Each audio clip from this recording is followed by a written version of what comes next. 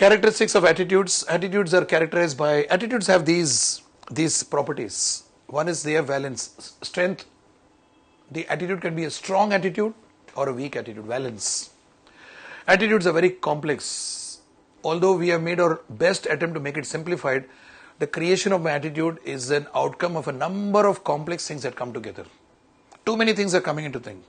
Number of elements that constitute the attitude and their correlation with each other. Upbringing, the way I choose to think, the way a situation has impacted me, the way a relationship has made it happen, the way I have been treated in life, and various other elements, including my cognitive element of thinking. Need satisfaction. One's individual need creates attitudes. Attitude is an internal choice towards a situation.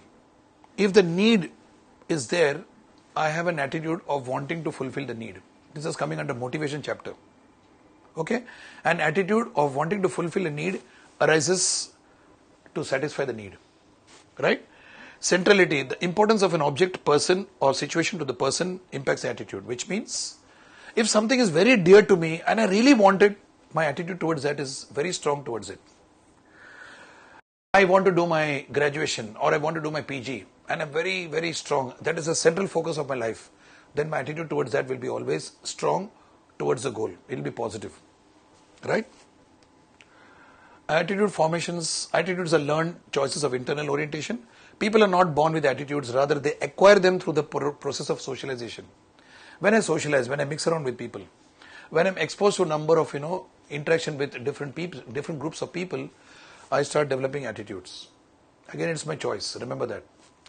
There are various sources from attitudes, various sources from which attitudes are learned. The sources could be personal experiences, influences of associations and institutions to which you belong, interactions in the family. This is the very strongest influence towards your attitudes. The starting point of all attitudes is said to be the family to which you belong. Transactions in peer group, the type of interactions you have with your people at the same level at which you're working. Some role model whom you have in mind, somebody whom you admire. Okay? And institutional factors like the organization where you work, the types of working conditions that are there. All that comes in the part of your own attitude formation. Now, attitudes are measured. Attitude can really not be measured, but we have a qualitative, quantitative technique. We measure attitude based on relative basis. What is my attitude in this situation compared to that situation? So, I have a comparison chart. What is my attitude with respect to the attitude of someone else? Comparison. It's a qualitative attribute and not measurable.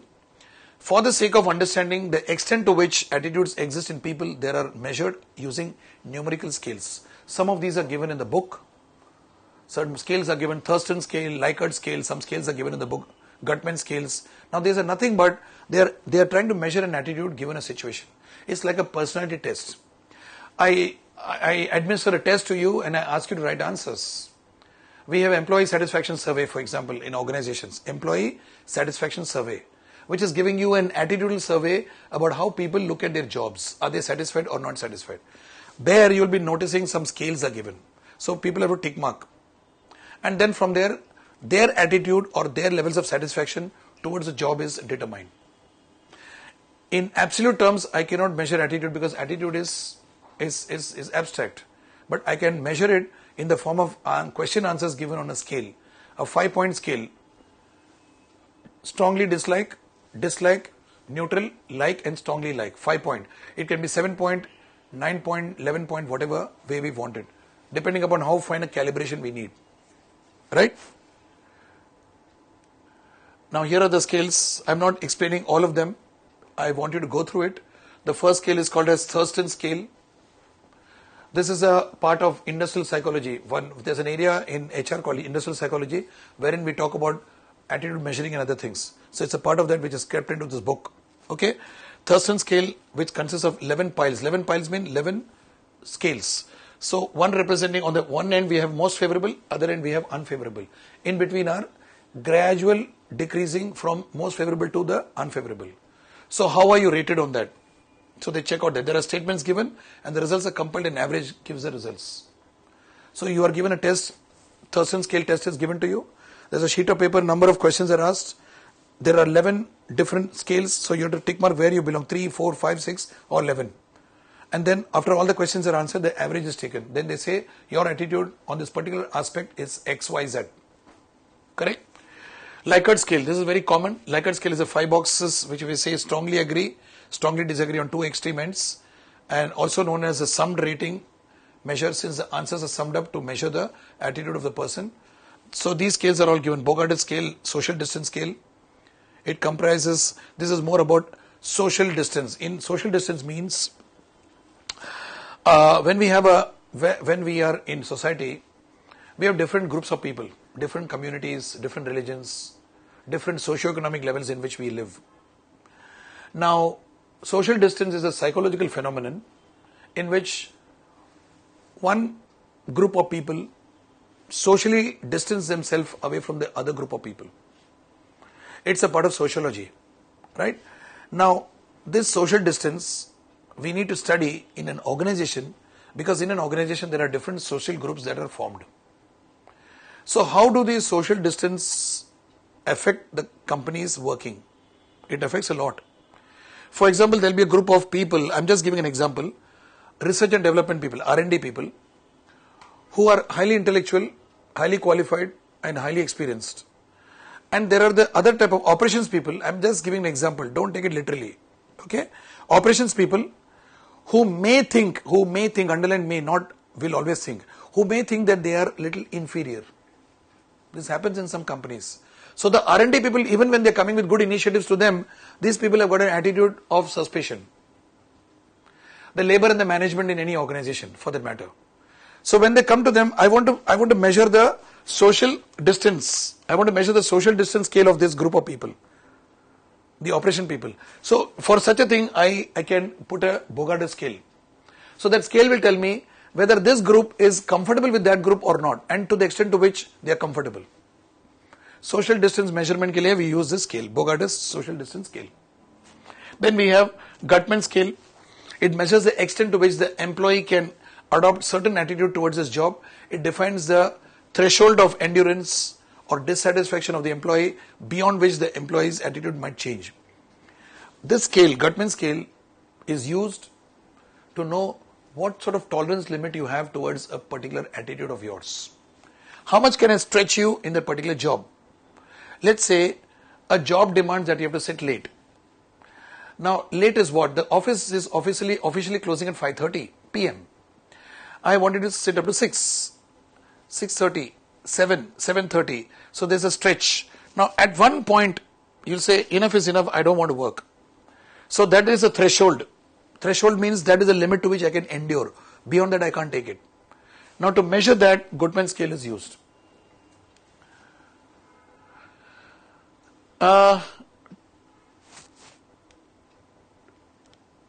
To study prejudices, strong likes and dislikes, projective tests are resorted to. Now, what are projective tests? Projective test means I ask you questions which are indirect. The way you answer the indirect test, there's a pattern of answering. From the pattern, I can actually derive what sort of attitude you have, what sort of prejudices you have, what sort of opinions you have. Right? Respondents are subjected to answering unstructured stimulus situations. Unstructured. And they are given at random. Some rapid fire, first question and 7th question will be having a connection.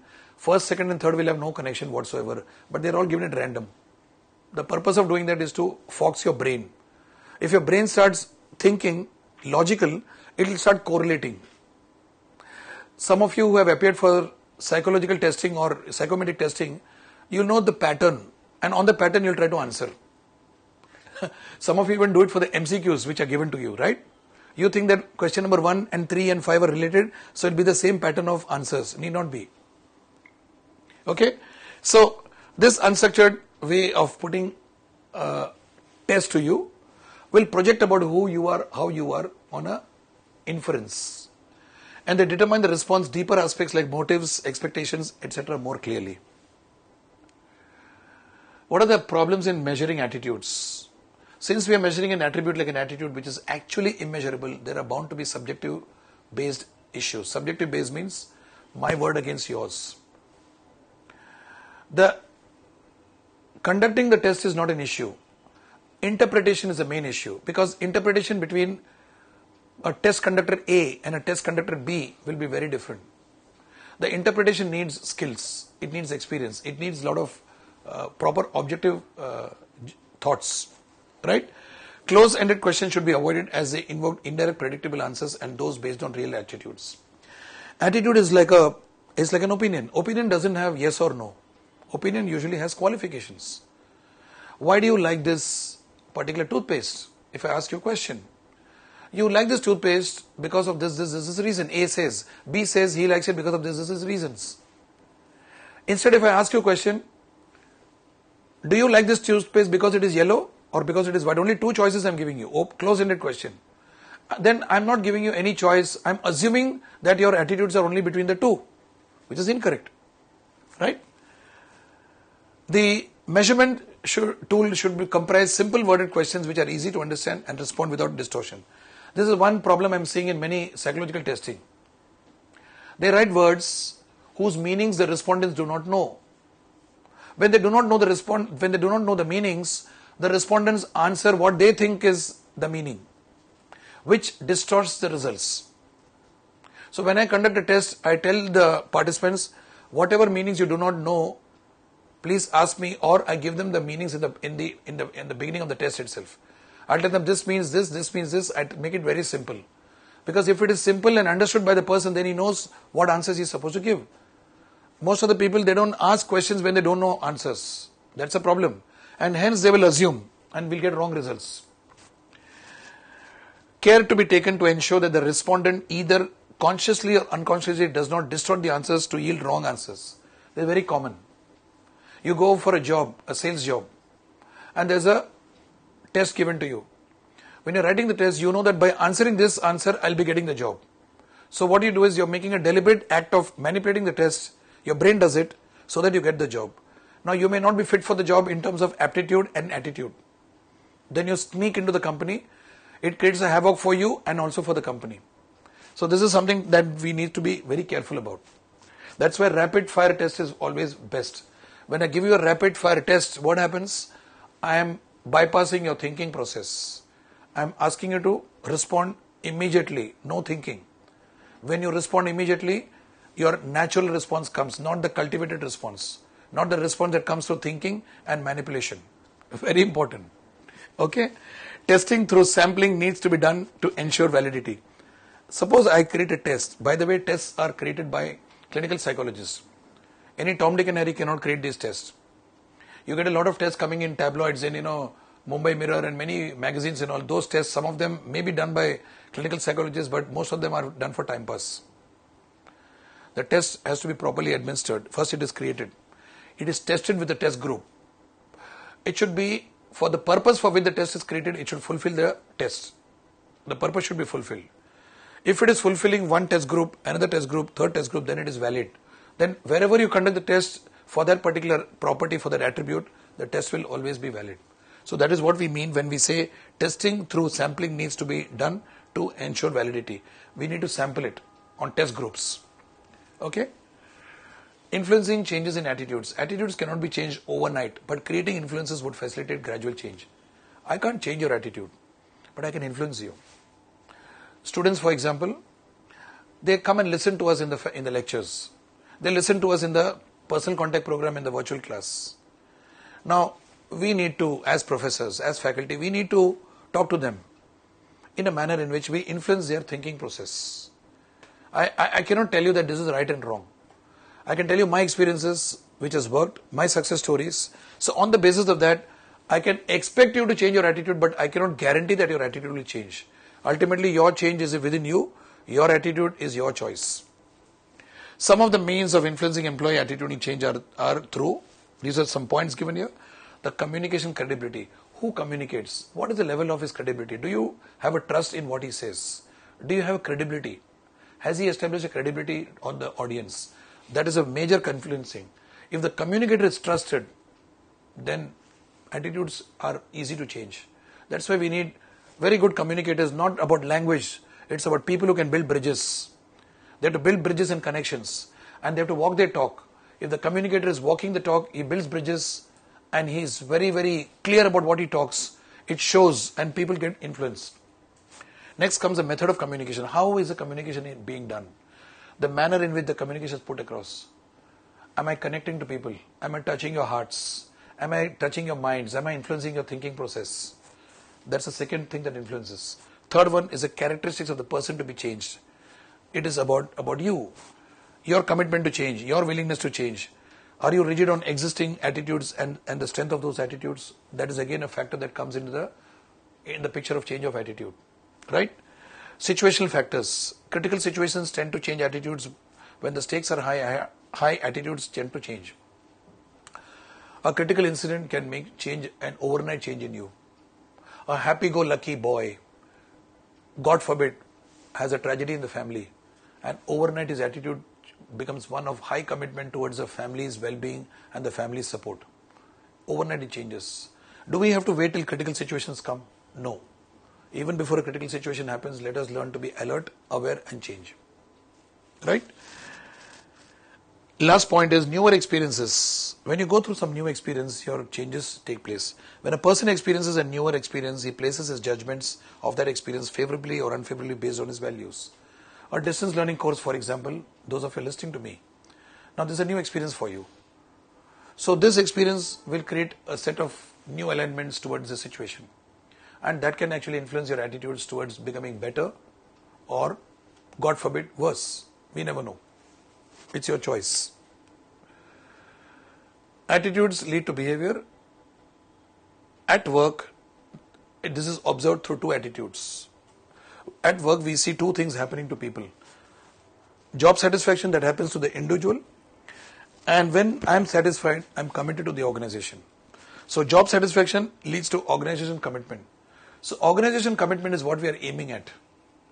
Now when I say commitment means, it doesn't mean that I'm in the company for 20 years or 30 years. No, that's not commitment. Commitment means I'm stretching myself in spite of the troubles in the company, in spite of so many challenges we are facing, I'm committed to staying in the company.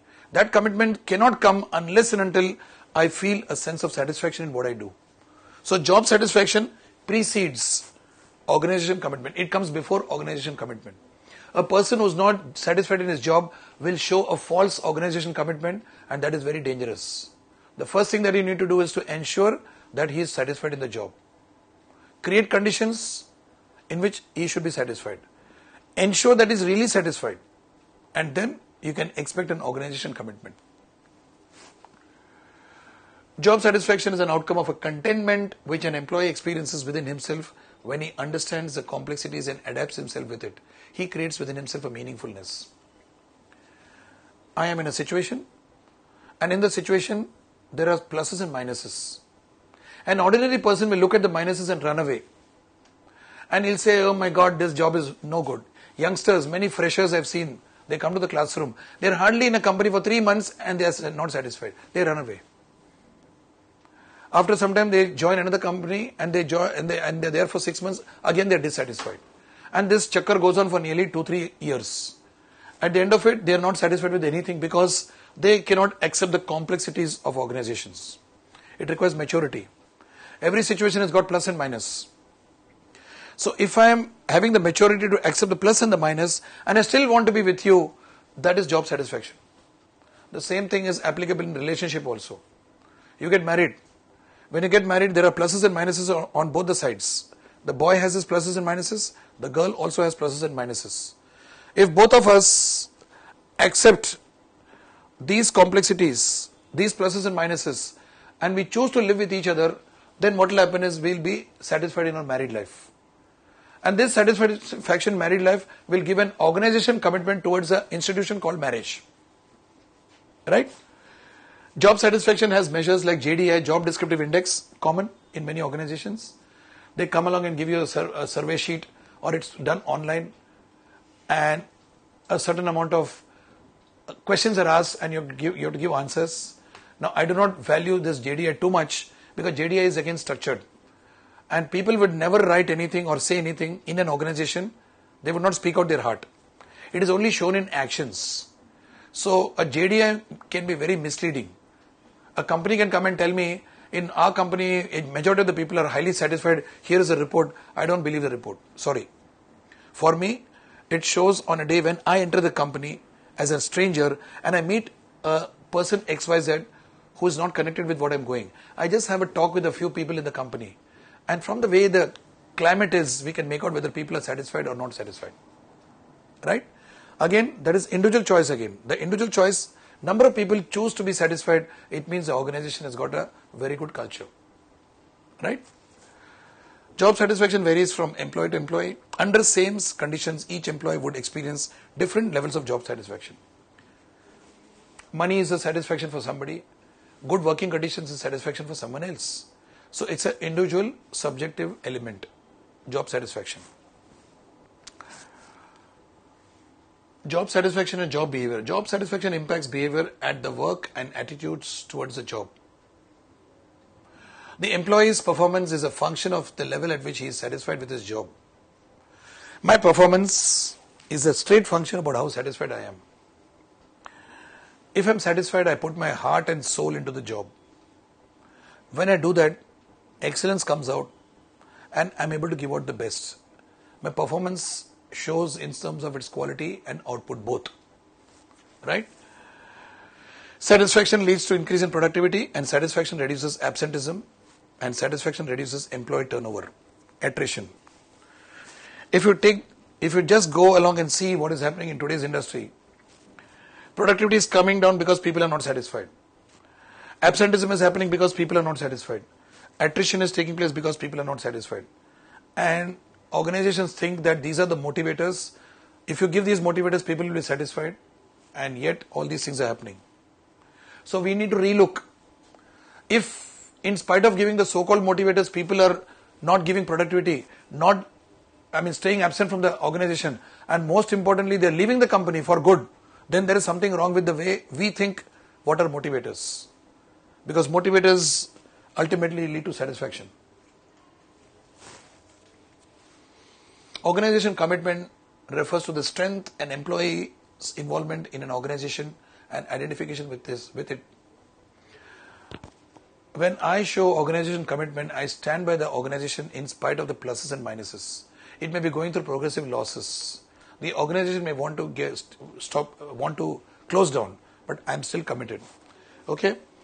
Belief and acceptance of the organization's goals and values is one point. Second point is willingness to exert considerable effort on behalf of the organization. I stretch myself if I'm committed to the organization. I sit because I want to sit, not because somebody is telling me to sit late. Now that is commitment. Because I find a meaningfulness in sitting late. And after sitting late, I find that my work is getting done, I'm adding value to the organization. When that attitude comes, it's an amazing attitude to happen.